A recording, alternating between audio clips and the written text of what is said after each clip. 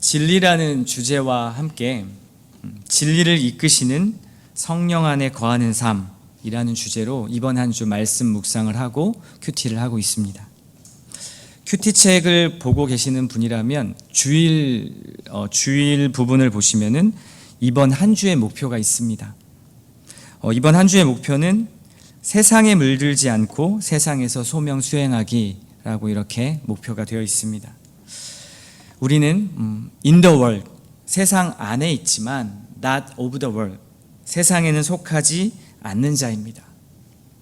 세상을 닮지 않으면서 세상 안에 있고 또 세상에서 하나님의 소명을 감당하는 것이 우리 신앙의 여정의 과정이기도 하고요. 그래서 이번 주는 이 주제에 대해서 더욱 강조를 하고 있기 때문에 오늘 말씀을 통해서도 한번 이 주제에 대해서 함께 묵상해 보기를 원합니다. 오늘 본문의 내용은 고린도 교회 공동체 내에서 일어나고 있는 음행에 관련된 문제입니다. 교회 내에 음행이 있는데 그 음행 중에서도 근친상간이라는 죄가 일어나고 있는 상황이었습니다. 그런데 그 문제에 대해서 교회가 묵인을 하고 있는 것이죠. 그리고 제대로 다루지 않는 것에 대해서 바울의 책망과 권면이 담긴 내용이 오늘 말씀의 핵심 내용입니다. 사실 근친상간이란 이 죄는 지금도 당연히 마찬가지겠지만 당시의 로마법에서도 금지되고 있었던 법입니다. 세상 사람들도 금지하는 죄가 교회 안에서 버젓이 일어나고 있는 상태가 지금 고린도 교회의 상태였습니다. 그런데 고린도 교회는 어떻게 대응하고 있을까요? 2절 말씀을 한번 보십시오. 그리하고도 너희가 오히려 교만하여져서 어찌하여 통한이 여기지 아니하고 그 일 행한 자를 너희 중에서 쫓아내지 아니하였느냐. 너희가 오히려 교만하여졌다. 어찌하여 그들을 향해 애통하고 슬퍼하지 않으면서 죄 짓고 있는 그들을 그대로 내버려 두느냐. 이것이 바울의 말입니다. 죄를 짓고 있는 형제를 지켜보면서 우리들의 마음은 어떻습니까? 그래, 괜찮을 거야. 누구나 다 죄인이지. 언젠가 괜찮아지겠지. 나도 죄인인데 누가 누구한테 죄를 지적하나? 라는 식으로 우리는 생각하기 나름입니다. 그런데 이런 생각으로 아마도 고린도 교회 안에서도 그들이 짓는 죄를 묵인했던 것 같습니다. 바울은 오히려 이것을 교만이라고 지적을 합니다. 우린 여기서 한 가지 배울 수가 있죠. 겸손이란 무엇인가? 공동체 안에서 아무도 판단하지 않고 누구에게나 책망이나 권면, 싫은 소리 하지 않고 언제나 웃으면서 친절하게 좋은 말만 하는 사람, 그리고 친절하게 대하는 것, 이것이 겸손이 아니라 진짜 겸손은 하나님의 말씀 안에 거하여 순종하는 것, 그 말씀의 순종함으로 그 하나님의 성품을 드러내는 것이 진짜 겸손이라는 것을 배울 수 있습니다. 바울은 지금 이것을 지적하고 있습니다. 사실 이상하죠. 바울은 죄를 저지른 자보다 죄를 방관한 자를 더 크게 질책하고 있습니다. 왜 그렇습니까? 여러분 주의하셔야 합니다. 개인의 타락은 개인의 멸망에서 끝날 수 있지만 교회의 타락은 많은 사람들의 멸망으로 끝날 수 있기 때문에 그렇습니다. 죄는 죄를 낳죠. 죄는 그 전이력이 너무나 빠릅니다. 여러분 누군가에게 가서 다른 사람 뒷담화 해보신 적 다들 있으시죠? 네. 표정이 없으신 분들도 계시고, 네. 그런 경험이 있으신 분들, 다른 사람이 뒷담화를 할 때 어떻습니까? 그 말을 받은 사람도 어떻게 됩니까?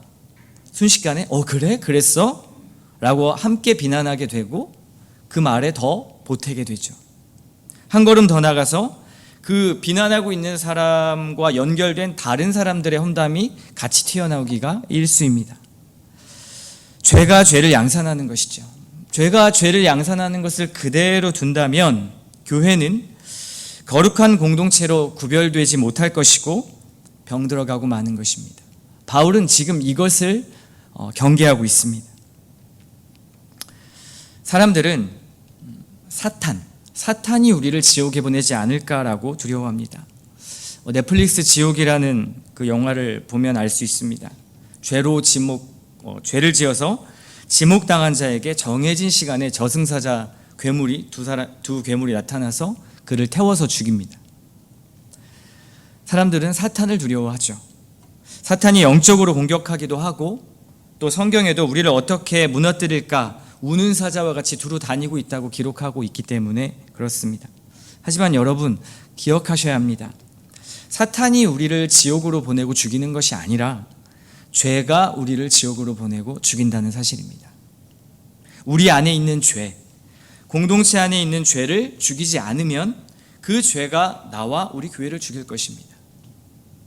바울은 이것을 알고 있었습니다. 그래서 바울은 강력하게 말하는 것입니다. 4절과 5절 말씀입니다. 주 예수의 이름으로 너희가 내 영과 함께 모여서 우리 주 예수의 능력으로 이런 자를 사탄에게 내주었으니 이는 육신은 멸하고 영은 주 예수의 날에 구원을 받게 하려 함이라. 아마도 우리는 이 말씀을 대하면서 음행한 자를 쫓아내라, 교회 밖에서 쫓아내라 라는 이 바울의 명령이 굉장히 불편하게 들릴 수 있습니다. 오늘날의 교회의 권징에 해당하는 것이기도 합니다. 언제는 성경 말씀에 원수도 사랑하라고 말씀하시면서 왜 이번에는 쫓아내라고 말씀하시지? 하나님도 모순이 있으신 거 아닌가라는 생각이 듭니다. 그런데 오늘 방금 읽었던 말씀 보십시오. 바울이 교회 안에서 이들을 내쫓으라고 말한 것은 그들을 미워해서가 아닙니다. 그들을 배제하는 것이라고 보기엔 어렵습니다. 결국 바울의 마음에는, 그리고 성경에서 말하고 있는 바 주 예수의 날에 그들을 구원을 받게 하려는 것이다 라고 5절에 말씀하죠. 무슨 말이냐면 이들을 심판하기 위해서 건징하는 것이 아니라 이들의 구원을 위해서 건징하는 것이라고 말하는 것입니다. 즉 교회에서 건징을 당할 만큼, 즉 내쫓음을 당할 만큼 이들이 죄의 심각성을 깨닫지 못한다면 이들은 결코 주님 앞에 돌아올 수 없기 때문에, 그 죄에 너무나 깊이 빠져 있기 때문에 그렇게 말하는 것입니다. 하나님의 사랑은 죄를 묵인하는 사랑이 아니라 죄와 직면함으로 우리를 구원하는 사랑입니다. 그래서 권징은 회개의 기회를 주는 것입니다. 권징을 통해서 한 개인과 교회를 모두 살리려는 그런 것입니다. 여러분, 굼고 썩는 우리 몸에 부위가 있다면 어떻게 해야 됩니까? 수술해야죠. 마찬가지로 말씀의 수술을 해야 하고, 다시 그 부위에 건강한 살이 돋아나도록 기도의 연고가 필요하고, 또 공동체의 사랑의 겉면의 반창고가 어떤 한 사람에게, 죄를 짓고 있는 사람에게 필요한 것입니다. 그렇다면 교회 안은 그렇더라도 오늘 제가 처음에 드린 말씀처럼, 그 주제처럼 세상에서 죄 짓고 있는 사람들에 대한 우리의 태도는 어때야 할까요? 세상 사람들은 하나님을 모르고 어쩌면 너무나도 편하게 죄를 짓고 살아갑니다. 그리고 그 죄를 이용해서 자기의 삶을 누리기도 하죠. 그렇다면 오늘 바울의 이런 말의 논리라면 세상 사람들과도 관계를 하면 안 되는 것일까요? 네, 바울은 말합니다. 10절과 11절입니다. 이 말은 이 세상에 음행하는 자들이나 탐하는 자들이나 속여 빼앗는 자들이나 우상 숭배하는 자들을 도무지 사귀지 말라 하는 것이 아니니 만일 그리하려면 너희가 세상 밖으로 나가야 할 것이라. 이제 내가 너희에게 쓴 것은 만일 어떤 형제라 일컫는 자가 음행하거나 탐욕을 부리거나 우상 숭배를 하거나 모욕하거나 술 취하거나 속여 빼앗거든 사귀지도 말고 그런 자와는 함께 먹지도 말라 함이라. 바울은 세상 밖에 있는 사람들에게 말하는 것이 아니라 교회 안에 있는 사람에게 말하는 것이라고 이야기하고 있습니다. 바울은 만일 세상에서 죄를 짓고 있는 자들과 사귀지 않고 어울리지 않는 것이라면 세상 밖, 즉 지구를 떠나야만 가능하다고 말하고 있습니다. 이건 불가능하다. 무인도에 가서 혼자 살지 않는 한. 그래서 바울은 교회 밖에 있는 사람들은 하나님이 심판하실 것이다. 그러나 교회 안에 있는 자들, 즉 이미 예수를 주라 고백하고 말씀을 따르는 거룩하게 구별된 자들이 죄에 물든다면, 죄에서 빠져나오지 못하고 있다면 단호하게 그 죄를 묵인해서는 안 된다. 그 개인과 공동체를 위해서 라고 말하는 것입니다. 즉 오늘 말씀에 이 두 가지 줄기가 있습니다. 하나는 교회 안의 권징의 문제와 또 세상 밖의 사람들과 구별됨입니다. 교회는 세상에 있지만 세상에는 속하지 않은 거룩한 공동체가 되어야 한다. 먼저 우리는 교회 안의 권징을 어떻게 바라봐야 할까요? 참 다루기 어려운 주제이기도 합니다. 오늘 한국교회에서 권징은 거의 사라졌기 때문에 그렇습니다. 권징을 하기도 전에 이미 그 성도는 다른 교회로 가버리기 때문에 사실 권징이 참 어렵습니다. 그런데 교회는 죄의 누룩을 그대로 두지 말아야 합니다. 분명하게 드러나는 죄에 대해서 서로 권면할 수 있어야 합니다. 그것이 곧 공의를 바탕에 둔 하나님의 사랑의 성품이죠. 죄에 감염되어서 옆에 지체가 죽어가는 것을 우리가 보고 있습니다. 그런데 안타까워하는 마음 전혀 없이 그대로 바라보면서 괜찮을 거야, 괜찮을 거야 라고 말하는 것은 사랑이라고 보기 어렵습니다. 만일 우리의 자녀가 악한 버릇으로 범죄나 나쁜 짓을 계속 지속적으로 저지르고 있는데 부모가 그 악한 버릇을 그대로 두면 어떨까요? 그 아이는 결국 그 버릇 때문에 어두운 인생의 그늘에서 벗어나오지 못할 것입니다. 정말 그 아이를 사랑하는 부모라면 그 아이가 그 죄의 심각성을 깨달을 수 있도록 도와줘야 합니다. 그것이 얼마나 무서운 일이라는 것을 깨닫도록 도와줘야 합니다. 마찬가지로 교회도 가족 공동체이죠. 우리는 가족입니다. 그렇지 않습니까? 물론 여기에 죄를 권면하고 죄를 말할 때 많은 복잡함과 풀어야 할 문제들이 많은 것은 사실입니다. 어렵지요. 성숙함이 필요하고 많은 지혜도 필요합니다.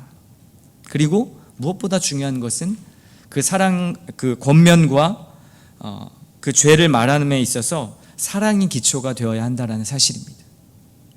제가 청년부 리더 때 일인데요. 찬양팀 연습을 이렇게 청년들이 하고 있었습니다. 아마도 그 찬양팀 싱어 형제와 어떤 청년부의 한 자매가 서로 갈등이 있었나 봅니다. 형제는 찬양 연습을 하고 있었고 찬양팀이 아닌 그 자매는 그 형제와 갈등 때문에 그 형제에게 뭔가를 따지려고 찬양팀 연습 중에 이렇게 맨 앞자리에 앉아서 그 형제를 기다리고 있는 겁니다. 그 형제를 분노에 찬 눈으로, 아주 매정한 눈으로 계속 찬양 연습을 하고 있는 그 청년을 바라보고 있는 것이죠. 제가 옆에서 그걸 보는데 너무나 마음이 불편했습니다. 왜냐하면 그 자매는 나름대로 그 청년에서 성숙하다고 하는 청년이었기 때문에 그렇습니다. 청년 회장도 했었고요. 청년들 사이에선 큰 누나 격이 되는 그런 자매였는데 그 모습을 보는 것이 저로서는, 그때 청년 리더였던 저로서는 너무 화가 나기도 하고 꼭 한마디 해줘야겠다라는 그런 결심을 했습니다. 그래서 저는 그때 찬양팀은 아니었기 때문에 이렇게 옆에 앉아 있는데 그 자매에게 가서 지금 찬양 연습 중이니까 잠시 밖에 나가서 이야기 좀 할래? 하고 이야기를 했습니다. 그리고 나서 그 자매의 잘못, 너는 성숙한 리더고 또 큰 누나인데 지금 너의 태도가 너무 보기 좋지 않다. 싸울 거면 다 찬양팀 끝나고 보이지 않게 싸우든지 지금 뭐 하는 거냐라고 제가 강력하게 이야기를 했습니다. 그런데 그 자매가 저에게 했던 말을 저는 평생 잊을 수가 없습니다. 뭐라고 저에게 이야기를 했냐면요. 저보다 1살 동생이었습니다. 오빠가 지금 하는 말이 무슨 말인지 나는 잘 알겠어. 그런데 지금 오빠는 내가 저지르고 있는 잘못에 분노해서 지금 나한테 이야기하는 거지 전혀 사랑이 느껴지지가 않아. 지금 나를 사랑으로 권면하고 있는 거야? 라고 적반하장으로 저에게 이야기했습니다. 너무나 화가 났었는데 더 화가 났죠, 사실 그때는. 근데 뭔가 한편으로는 한 대 얻어맞는 기분이었습니다. 제가 혼내려고 갔다가 혼이 난 거잖아요. 그리고 할 말이 사실 없었습니다. 왜냐하면 그 자매의 말이 사실이었기 때문에 그렇죠.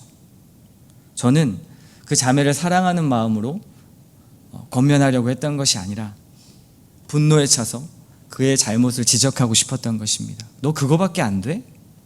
신앙생활을 지금 몇 년을 했는데 지금 동생들 보는 앞에서 창피하지도 않아? 이 말을 하고 싶었던 거죠. 권징은 사랑으로 그 영혼을 향한 아파하는 마음으로 하는 것입니다. 바울이 지금 굉장히 매정해 보이지만 바울의 마음에는 아픈 마음이 있습니다.